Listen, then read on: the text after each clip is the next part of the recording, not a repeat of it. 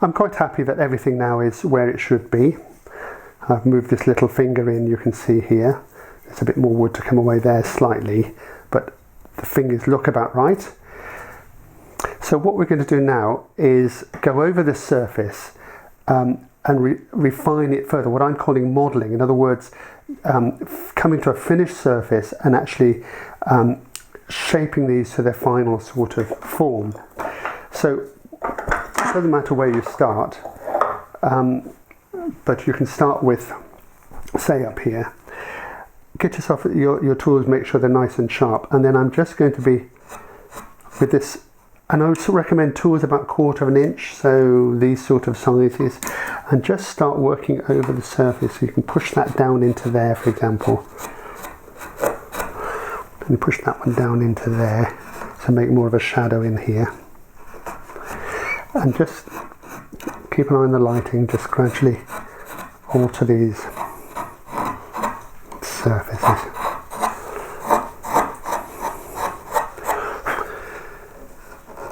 So I've got the corner right down into there. And at the end of this bit here, you can just sort of stop it off with a skew chisel. Like that.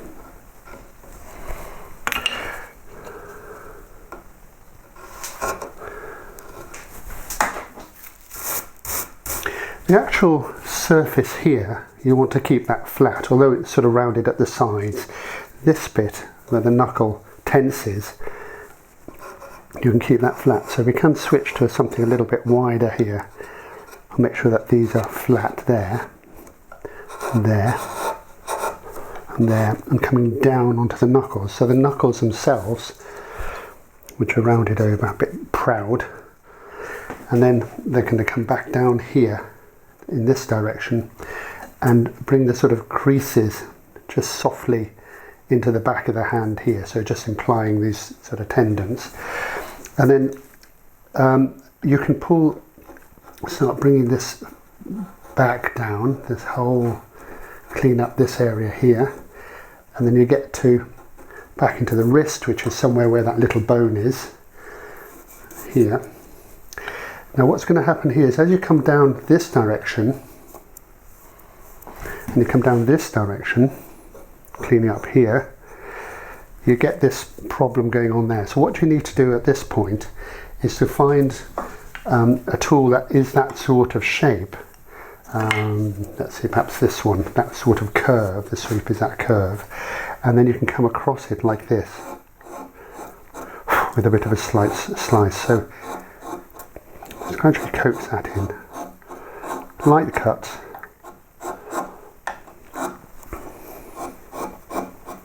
across the grain like that.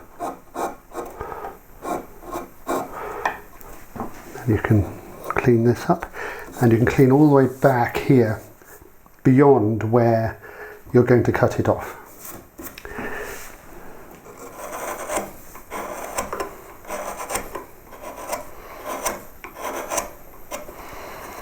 Just lining up the top of the thumb there.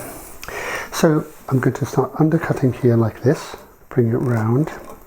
This will be the nail there. Take wood from out here.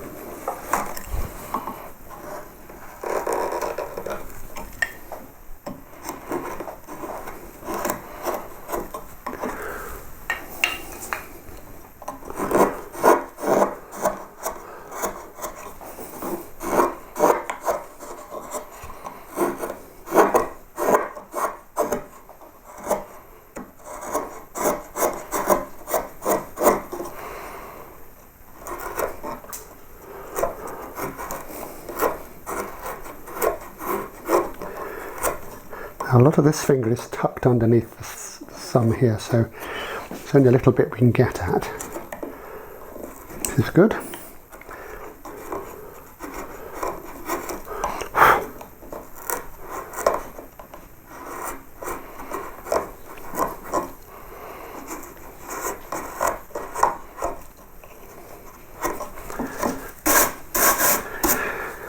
So once we've done this part here, we can now move on. From here we'll move on into the actual ends of the fingers where the nails will be. But I'll try and finish it up as I go along, make sure I've got a clean surface. That's not to say it unnecessarily won't come back, but the more I can keep this clean as I go along, the less work there'll be in that way.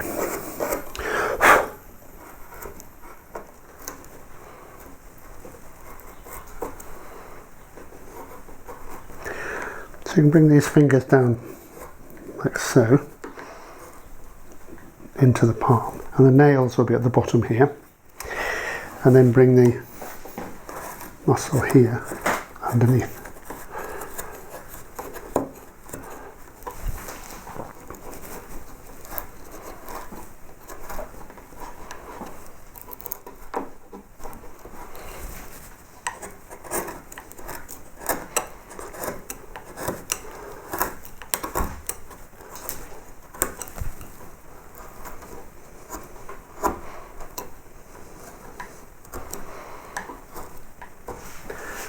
This one here,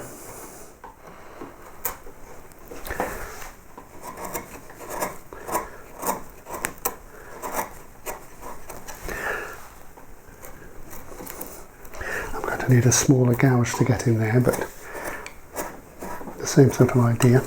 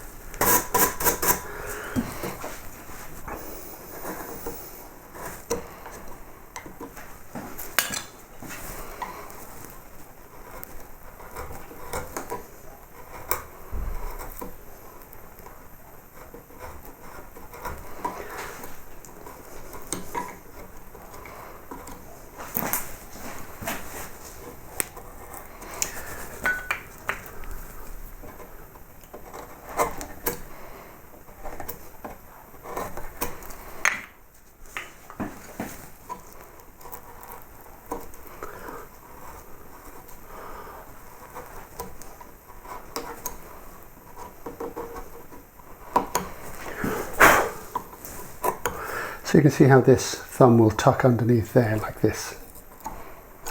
So you can also round these fingers off the bottom finger here very gently into the hole. It looks a bit odd because there's nothing there, but this will be rounded quietly, gently into there.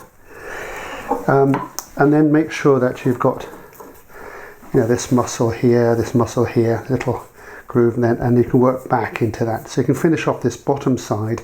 Leave the nails for the moment, that's a detail we'll put in last, but make sure that's all cleaned up, and then we can move up to the thumb itself at the top, this end.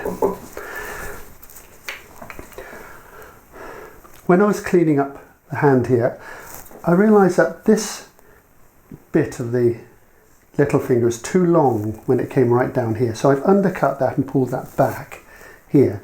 So that now goes not all the way through, but it's well undercut. And the same with this one, I've shortened that one as well. I think that looks better. So you might want to do that. The other thing I want to point out here is that when I was cleaning up in between these creases here, making them quite strong, I actually went through to the hole, which is just here. Now that's all right, that doesn't matter, but the point is don't make that wider. That's just a tight shadow in there. So if it goes through, that's not a problem.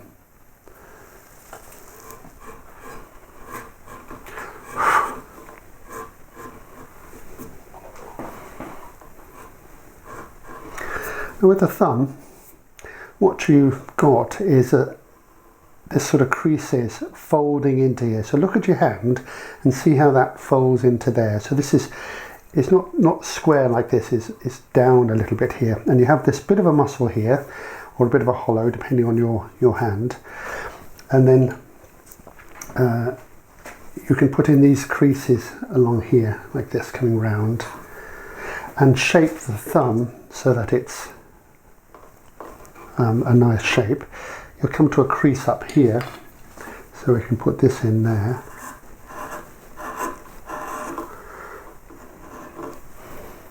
That'll do nicely, that's all we really need. And then you can finish off down here, down that slope of the back of the wrist here into the forearm. So make sure that's a nice shape, that thumb. Finish off this and you can work all this nice and smooth. Now your options are to use larger tools to do it, or to go back to doing the smaller tools, narrower tools like this. So it's up to you how you want to play it, but you're texturing the surface. We're not going to sand it, so you might want to swap about, so you've got some lightly textured surface, some with more open texturing like that. So finish all this off and then we're ready to put in a few details such as the nails and the creases on the knuckles.